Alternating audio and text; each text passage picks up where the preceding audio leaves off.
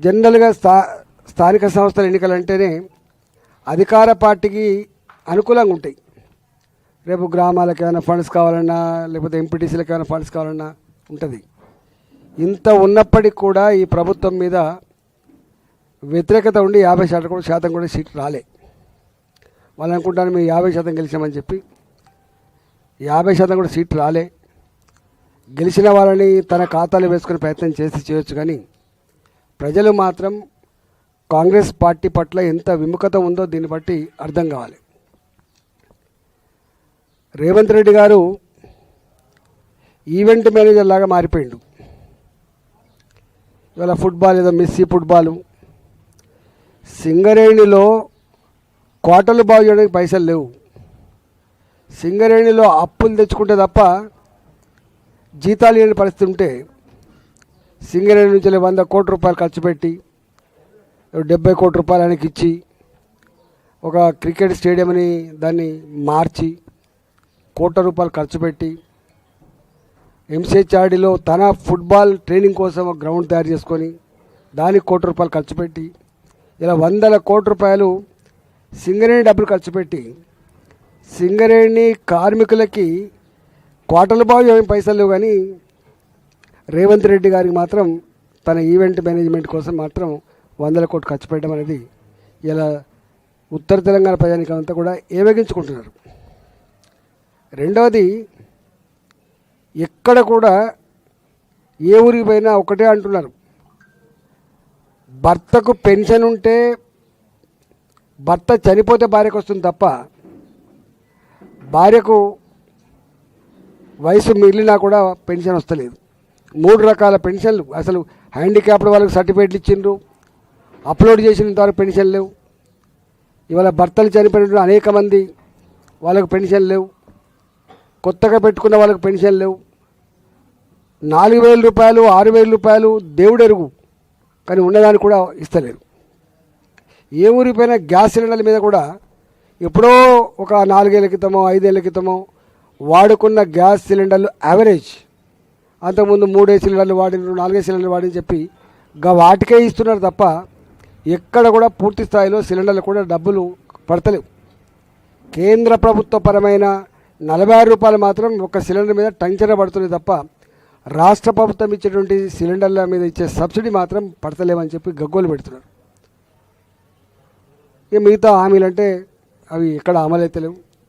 అది రైతు బంధు కావచ్చు, అది మహిళలకు ఇచ్చే 2,500 రూపాయలు కావచ్చు, నిరుద్యోగ యువతకి ఇచ్చే 4,000 రూపాయలు కావచ్చు, ఏ ఒక్కటి కూడా అమలు కావట్లేదు.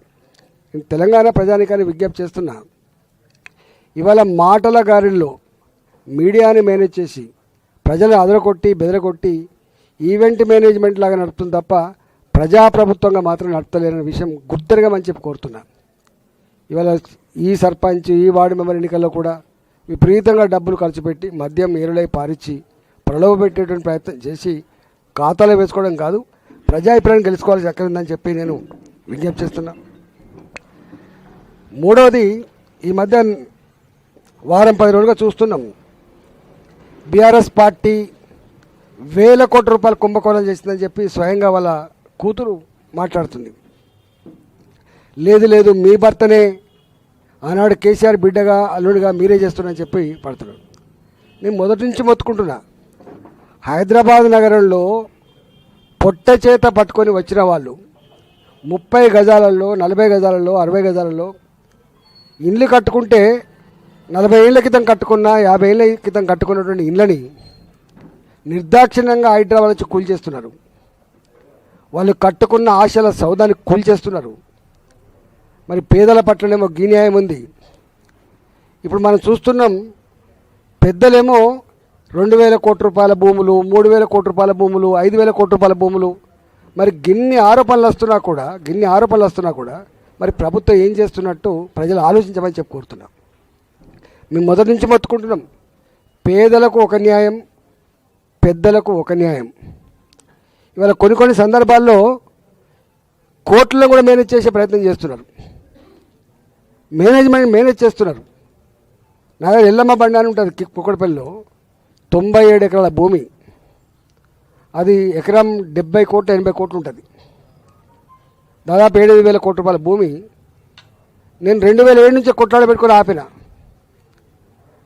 నేను 2021 గెలిచిన తర్వాత దాన్ని గద్దల్లాగా తనకపోయిండు ఒక పెద్ద వ్యాపారి. ఇవాళ దాన్ని ఇవ్వడానికి ప్రభుత్వం సుముఖంగా ఉంది. అంటే 7,000 కోట్లు.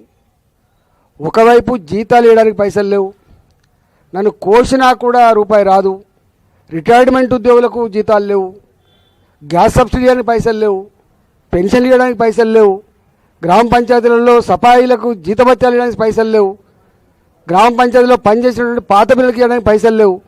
కానీ ఇక వీళ్ళు మాత్రం గిట్ట చేస్తున్నారు. ప్రజలు ఆలోచించాలి. వట్టిగానే మాలాంటి వాళ్ళు మాట్లాడుతున్నప్పుడు ఏం జరుగుతుంది కొంచెం ఆలోచన చేయకపోతే దీన్ని ఎవడు కాపాడితే వల్లకాడుగా మారే ప్రమాదం ఉంది. కాబట్టి ఇవాళ నేను డిమాండ్ చేస్తున్నా, పెద్దలకు అండగా ఉండి వాళ్ళ ఆస్తులో కాపలా కాయడం కాదు ప్రభుత్వం చేయాల్సిన పని. ప్రజాప్రభుత్వమే అయితే పేదల గుడిసెలు కూలగొట్టకుండా, పేదల ఇళ్ళు కూలగొట్టకుండా పేదలకు రక్షణ కల్పించాలని చెప్పి నేను డిమాండ్ చేస్తున్నా.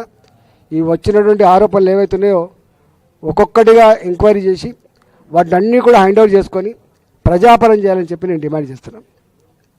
లేకపోతే ఇవాళ ఏమనరు, కేసీఆర్ కూడా గట్టినే చేస్తూ ఉంటే దబాయించి అదరగొట్టి మీడియాలో మేనేజ్మెంట్ చేసి ఆహా ఓహో చాలా బాగుందని చెప్పి చేస్తే ఇలా ఏమైందో చూసినాం. ప్రజలు గమనించమని చెప్పి కోరుతున్నా.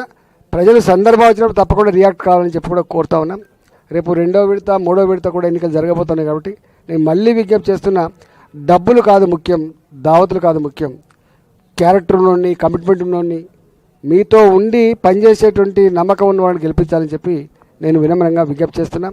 ఇవాళ హుజురాబాద్ నియోజకవర్గంలో మేము 25 ఏళ్ళుగా ఇక్కడ మేము పనిచేస్తున్నాం. సర్పంచ్ ఎన్నికలైనా, ఎంపీటీసీ ఎన్నికలైనా, మున్సిపాలిటీ ఎన్నికలైనా, జెడ్పీటీసీ ఎన్నికలైనా అన్ని ఎన్నికల్లో మేము పార్టిసిపేట్ చేసినాం. అంటే ప్రత్యక్షంగా పరోక్షంగా పార్టిసిపేట్ చేసినాం, గెలుచుకున్నాం.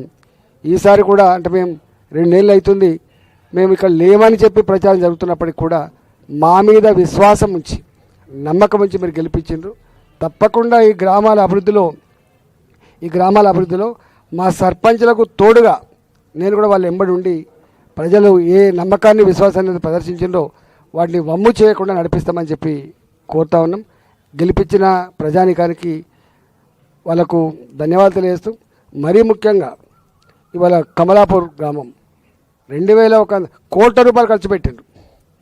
ఎవరెవరు ఖర్చు పెట్టిండ్రు, ఎక్కడి నుంచి వచ్చినాయి పైసలు ఆ లోతులోకి పోను. కానీ కమలాపూర్లో ఈటల గారిని ఈ సతీష్ పోటీ చేసినట్టో లేకపోతే ఇంకోటి పోటీ చేసినట్టు కాదు, ఇక్కడ ఓడగొట్టాలి ఈటలందరికీ ఇక్కడ సొంత ఊళ్ళోనే ఓడిపోయినటువంటి ఒక వార్త రాయించాలని చెప్పి చాలా ఉబలాట పడ్డరు. దాన్ని తొక్కి పడేసి ఇవాళ కమలాపూర్ గ్రామ ప్రజలు మళ్ళీ ధర్మాన్ని న్యాయాన్ని నిలిపినందుకు, ఒక గరీబ్ బిడ్డను గెలిపించినందుకు వారికి శిరస్సు వంచి నమస్కరిస్తున్నా.